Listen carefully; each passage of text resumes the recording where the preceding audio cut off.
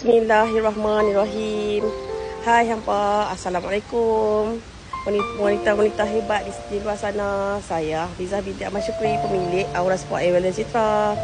Aura ni adalah spa muslimah yang kami bina khas untuk wanita-wanita macam hampa yang pernah urus keluarga, kerja, anak-anak dan terlupa untuk manjakan diri.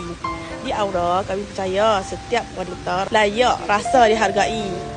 Kadang-kadang kita tak nak apa sangat pun, cuma nak tenang, nak rehat, nak rasa diri ini dihargai dan disayangi. Kami beroperasi di Citra, dekat sangat dengan Kok Diang, sekolah menengah, jalan utama ke Kok Diang Tunjang. Okey, apa yang kami sediakan kat sini?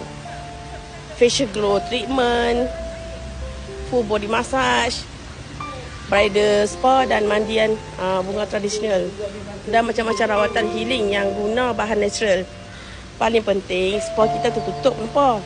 Khas untuk wanita sahaja dan semua terapis kami pun wanita terapis muslimah yang terlatih. Produk yang kami gunakan pun mesra wuduk dan selamat untuk kulit.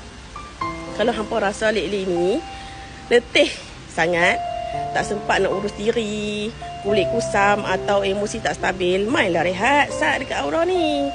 Kami yakin hampa akan balik dengan badan ringan, hati tenang dan senyuman yang baru. Follow kami di TikTok Aura Spa Citra tau.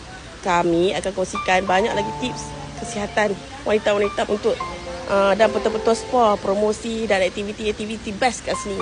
Klik link di bio dan QR, okey, untuk booking slot.